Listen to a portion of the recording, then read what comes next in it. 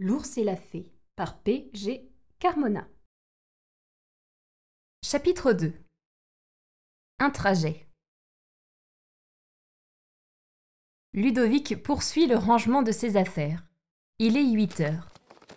Heureusement, s'activer la veille à la préparation de ses affaires fut une bonne décision. Mais l'essentiel de son temps fut consacré à la préparation de son costume. L'occasion ce matin de refaire un check-up rapide et efficace. Tout semble aller. Il peut finir son thé non sucré. Le goût ne lui plaît pas du tout. Mais c'est plus tendance, paraît-il. Le café, c'est d'un autre temps. Devant le miroir de plain-pied, il ajuste son armure en polyester, un tantinet trop grande au niveau des épaules, mais qui le remarquera? La chemise, repassée de la veille, tombe bien. On ne verra pas qu'il manque un bouton en bas, et en 15 secondes, la cravate nouée en place autour de son cou. Avec un nœud déjà modelé de la veille, c'est rapide. Juste veiller à ce que son crucifix plaqué or pendant à sa chaîne ne s'en mêle pas dedans. Les chaussures sont à ses pieds, briquées de la veille au soir aussi. Pas confortable du tout, sans les semelles qu'il oublie toujours de racheter, mais lustrées comme il se doit. Un bref passage à la salle de bain, car au final, il n'y a pas grand-chose à faire. Sauf cet épi, derrière sur la tête, qui le hante tous les matins et qui semble avoir un problème personnel avec lui. Résistant à tout bombardement d'eau, à toute frappe chirurgicale de spray coiffant, à toute attaque massive de gel fixation glu béton armé. L'ennemi s'affaiblit, il plie, mais ne casse pas. Cela fera l'affaire, il est temps de sortir. Ludovic, missionné pour un objectif de haute importance, doit représenter sa banque, la Broman, lors d'un congrès, lequel rassemble tous les directeurs d'agences et autres pontes de l'enseigne où il travaille. En pleine confiance, il possède toutes les armes pour assurer sa tâche.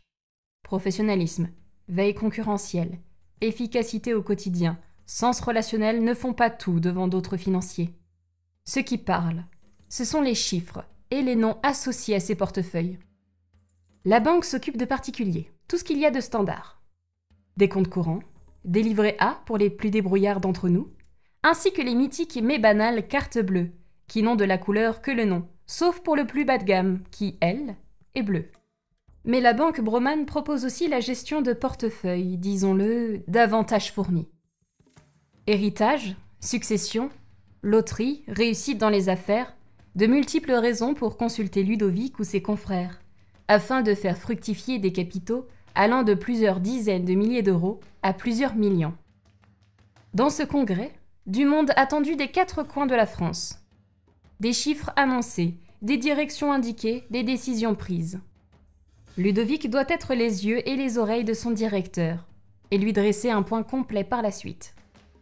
Il ne parlera pas en public, mais l'on trouve toujours un buffet pas loin. Cela reste toujours une manière de se montrer, de jouer des coudes, vendre leur agence, leurs chiffres, leur croissance, montrer qu'ils ne sont pas des rigolos au sein de l'enseigne. À long terme, l'ambitieux Ludovic mise sur cette mission pour prouver à son directeur qu'il peut s'occuper de plus gros portefeuilles, poursuivre sa quête d'une clientèle toujours plus haut de gamme, son immersion dans les arcanes du système. Ce monde est trop petit pour lui. Son bureau aussi. Il veut gravir les échelons, réussir. Et pour cela, ne pas décevoir et marquer des points sont ses objectifs de carrière en l'instant. Bien équipé d'une petite mallette en tissu, contenant tablette et ordinateur portable, Ludovic sort du métro. Il n'a pas prévu de valise. Il compte effectuer l'aller-retour. Lorsque l'on voyage vite, les distances se raccourcissent. Et l'aventure n'est pas non plus sa tasse de thé. 8h46. Ludovic arrive à la gare de Lyon. Le tableau d'affichage annonce aux voyageurs TGV, numéro 6607, Lyon-Perrache, voie D. Les gens concernés se sont levés, s'amassant vers la voie D. Ludovic leur emboîte le pas. Un coup d'œil sur le panneau de composition des trains pour connaître son repère de voie, la lettre U. Ludovic longe le train où défilent les chiffres de voitures qui ne le concernent pas, ainsi que les repères de voie associés, pour atteindre le repère U. Et, Comme tous les passagers de la voiture numéro 8, il s'engouffre dans le TGV. Ludovic découvre petit à petit la destination finale de ce jeu de piste, aux coordonnées particulières, composées d'horaires, de numéros de train, de voitures, de repères, de places. Il n'a rien choisi. Le billet lui fut tendu par son directeur, et prenant position place numéro 54, en fond de salle côté couloir, il se juge au moins méritant d'une première classe, en haut, côté fenêtre. Mais qu'importe, il ne discute pas. Si le directeur l'a décidé ainsi, ses bonnes raisons sont les siennes. Ludovic poursuit son installation. Un homme s'asseyant en face de lui, sans doute un passager, l'interpelle. « Bonjour monsieur », lui lance-t-il. « Bonjour », répond le machinal Ludovic. « Comment vous appelez-vous ?»« Moi ? Ludovic. Pourquoi ?»« Ok Ludovic. Je n'ai pas beaucoup de temps. Voudriez-vous me rendre un petit service ?»« Ouais, dites-moi. » répond Ludovic, appréhendant un discours de SDF dans le métro. Le mystérieux inconnu ouvre son sac à dos et en sort une boîte en bois. La chose est très simple, Ludovic. Voudriez-vous, s'il vous plaît, transmettre cette boîte à une fille du nom de Martin, qui habite Neuville-sur-Saône? Avec moi, cette fille est la seule qui peut ouvrir cette boîte, et la seule qui en connaisse le contenu. Je veux la revoir absolument. Pouvez-vous lui donner? Quoi? Vous voulez que je fasse quoi? Que je donne cette boîte? Oui. Vous n'avez rien à faire d'autre. Transmettez juste cette boîte à cette fille. Ouais, je la connais pas, cette fille, moi. Et y a quoi dedans? Vous m'avez l'air débrouillard. Vous trouverez une solution. Tenez, pour vous aider, je vous ai gravé au dos et en bas le nom recherché ainsi que la ville. Vous ne l'oublierez pas. Et pour son contenu, je vous rassure, rien d'illicite, conclut-il d'un air amusé. Ludovic repère effectivement les mentions Martin et Neuville-sur-Saône, gravées de manière grossière, mais lisible, en bas au dos de la boîte en bois. Martin! L'un des noms les plus courants de France, rien que ça? Ironise Ludovic. Je comprends pas. Pourquoi ne pas l'envoyer par la poste? Ou appeler cette personne? Vous n'avez pas Facebook? Disons que vous entreprenez à présent une expérience vouée à l'échec. Si elle réussit, alors c'est que la magie aura fonctionné. La magie, vous êtes sérieux? Le monde est régi par des choses beaucoup plus fortes que ça, vous croyez pas? Il est au moins régi par le libre arbitre, vous permettant d'avoir cette vision qui n'est pas la mienne. Oh, c'est le pari que je fais, en tout cas, campe-t-il. Et si je refuse? Le libre arbitre, Ludovic. Vous le pouvez à tout moment. Donnez cette boîte. Répétez les grandes lignes de ce que je vous ai dit et suivez votre chemin. À cet instant, la voix retentit dans les interphones du train. Il va partir. L'inconnu se lève et adresse un dernier mot. Ah, Ludovic, n'essayez pas d'ouvrir la boîte, vous n'y arriverez pas. Bon voyage. Sous le regard désabusé de Ludovic, l'inconnu sort in extremis du train et semble quitter la voie, hors de son champ de vision. Les portes refermées, le train commence à partir. À la vitesse d'un TGV prenant en douceur la route vers Lyon, Ludovic repasse au ralenti le film de la rencontre, cette discussion tenue avec cet homme. Assez ubuesque et mystérieux, à l'image de cette boîte inerte devant lui. Il la scrute sur tous les angles. La description précise de sa forme paraît fastidieuse. Mais dans l'ensemble, c'est un pavé droit, un parallélépipède rectangle. Un bien joli bois, effectivement. Des motifs sur le dessus comme de petites arabesques, d'influence orientale a priori, mais il n'est pas spécialiste d'un tel dossier. Il la secoue de ses deux mains. Aucun bruit. Et à première vue, il est vrai qu'aucune ouverture n'est possible. Une vraie brique. Laissons cela de côté. De toute façon, arrivé à Lyon, on s'en débarrassera. Pendant sa réflexion, une personne a pris place en face de Ludovic, côté fenêtre. Au moins, il profite de l'espace pour ses jambes, qu'il peut étendre à sa guise côté couloir. Il aurait pu demander le changement, ainsi bénéficier du côté fenêtre et voyager dans le sens de la marche. Ludovic n'en fera rien. Il dispose de 2 heures. L'occasion de revoir ses présentations sur ordinateur, transférées sur sa tablette par la suite, beaucoup plus maniable, plus actuelle, plus branchée. Prévoir cela pour maintenant, ne pas subir de temps mort. Être dans l'action, toujours. Ludovic ne part pas en vacances, il travaille. Et cela risque d'être difficile avec le bébé au fond qui ne cesse de pleurer depuis 10 minutes. Le besoin avant tout d'un remontant. Ludovic remet sa mallette en tissu dans la case à rangement au-dessus de sa place, sa veste sur son siège. Rien dans les poches, tout va bien. Il regagne la voiture-bar, la numéro 4, boire son thé. Ludovic se faufile dans les couloirs des voitures, traversé de sa titubante démarche. Mais il parvient à un bon port pour commander son thé dans ce bar clairsemé venant d'ouvrir. Et c'est avec un immense regret qu'on lui annonce sa rupture totale. Problème d'approvisionnement, de contrat non renouvelé. En réalité, Ludovic se fiche pas mal des raisons invoquées, qu'il comprend tout à fait, mais qu'il croit à moitié. Obligé de se rabattre sur un modeste cappuccino bien décaféiné mais bien trop cher, il regagne sa voiture. L'enfant pleure toujours. On fera avec. Il descend sa mallette, sort son ordinateur, motivé à chercher la présentation nécessitant une révision. Le désordre et le chaos y règnent. Mais il s'y retrouve normalement. Oui, normalement. Car là, impossible de dénicher le dossier contenant les présentations, textes et autres graphiques, alors que le bébé commence sérieusement à l'énerver, sous l'effet amer du café sans sucre. Continuant sa recherche, il se résout à la simple conclusion de ses vaines tentatives de trouver ses documents. S'il vient les mains dans les poches au congrès, il passera pour un con, c'est tout. Pas d'allocution en public, certes. Présenté comme le délégué de son agence demeure un fait, aussi. Mais la nécessité d'incarner le sérieux de son entreprise pèse sur lui. Il joue sa carrière, sa réputation, celle de son agence bancaire aussi, de son directeur. Soudain, un souvenir. Le dossier et les fichiers en question ne sont pas sur son ordinateur, ils sont sur une clé USB. Un petit tour dans sa mallette, à mesure que la situation devient stressante. Il parvient à mettre la main dessus. Mais une fois branché, il ne trouve rien. Aucun dossier ne correspond à sa recherche sur cette clé, ne contenant que des historiques de mails, des archives, des résultats de trimestres précédents, sous le hurlement strident d'un bébé. Bref, rien de bien utile en l'instant.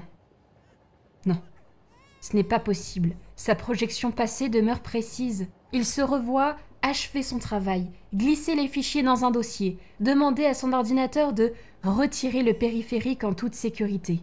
Mais on parasite sa réflexion, c'en est trop. « Bon sang, faites taire ce putain de gosse !» lance-t-il généreusement.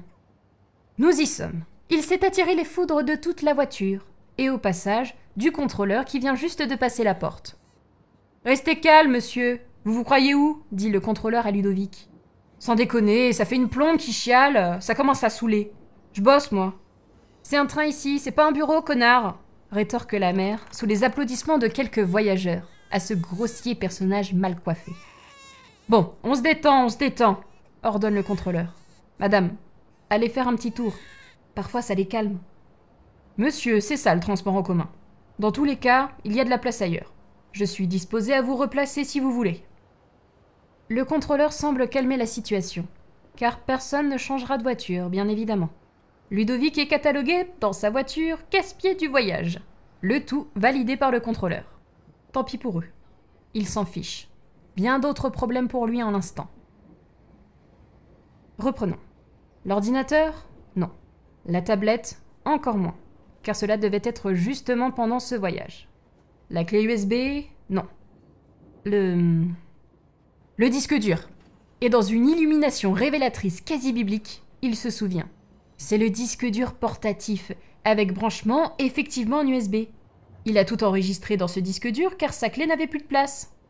Ce disque contient le dossier avec toutes les présentations nécessaires, c'est-à-dire les chiffres d'affaires du dernier trimestre, la courbe de vente de tous les produits financiers, la progression des placements et divers chapelets de chiffres, et autres camemberts graphiques à déguster sur le pain quotidien de la réussite. Mais aussi un détail, qui va à coup sûr rallonger le trajet. Le disque dur l'attend sur son bureau, à la Bromane, à Paris. Pas terrible ce check-up matinal. Le malaise de Ludovic le pousse à décrocher son téléphone, se décidant à joindre une collègue. Il aura l'air bête, mais cela en vaut la chandelle. « Ouais, Ludivine ? Allô ? Allô ? Tu m'entends ? Crie Ludovic sur un téléphone à 300 km/h. Ludo ? Oui, pas très bien. Dis-moi. C'est urgent. J'ai besoin d'un dossier sur mon disque dur. Tu peux me le transmettre par mail ? Hein ? Quoi ? J'ai besoin d'un truc, là ! Urgent ! Allô ? Oui, quoi, le dossier quoi? Il est nommé Congrès 2012. Dossier quoi? Congrouze? Non! Insiste Ludovic, dépité. Congrès 2012! Zippe-le et envoie-le par mail. Ludovic parle fort, hurlant au téléphone ses demandes à sa collègue, attirant une fois de plus l'attention sur sa personne qui demandait pourtant le calme tout à l'heure. Un homme d'âge mûr remarque cette incohérence manifeste et demande des précisions. « Eh oh, tu te fous pas de la gueule du monde, toi !»« C'est quoi son problème à lui aussi ?» rétorque Ludovic, ne sachant plus à qui parler. « Allô ? Ouais, zippe-le et envoie-le par mail !» Tu gueules pour un mioche, Haddock, et t'es pas foutu de faire 2 pas pour téléphoner à Tournesol juste derrière la porte, hein? Mais t'es incroyable. Ça va, la ferme. J'ai pas le temps, je bosse, moi. Conclut fermement Ludovic, trop pressé pour se laisser aller une joute verbale du bas peuple. Dans sa tête, un rendez-vous avec son avenir est rien de moins qu'un amphithéâtre de 3000 personnes. Le message passé à cette charitable Ludivine, il s'agit maintenant de connecter son téléphone portable au réseau 3G et surveiller sa boîte mail. Mais les chuchotements des passagers ici et là sont insupportables. On parle de lui. Ludovic sent les regards assassins de ces personnes sans ambition, se complaisant dans leur médiocrité. Il ne désire pas s'abaisser à cela, préférant se rendre aux toilettes, l'occasion d'asseoir son aura le long du couloir séparant sa place des commodités. De retour, il se doit d'être serein et à son aise. Par exemple, au final, cette place est absolument inconfortable. Celle qui est en face paraît bien meilleure. La personne, par un incroyable miracle, continue de dormir. Bougeons ses jambes, forçons le destin. Pardon, je suis désolé. Pas grave, répond l'homme à présent réveillé. Mais je me permets de vous demander, je ne me sens pas très bien. Serait-il possible d'échanger nos places pour être côté vitre et dans le sens de la marche ? L'homme accepte, ne serait-ce que pour continuer à dormir tranquille. Voilà donc Ludovic à la fenêtre, dans le sens de la marche, mais surtout dos à toute la voiture. Un point d'étape s'impose. Le train arrivera à 11h. Le temps de manger un bout quelque part, de prendre le bus à Lyon-Part-Dieu pour la Cité internationale. Le congrès commence à 13h. Le contenu des éléments de l'ordinateur portable et de sa clé USB paraît exploitable. En attendant le mail de Ludivine, Ludovic s'active à être productif.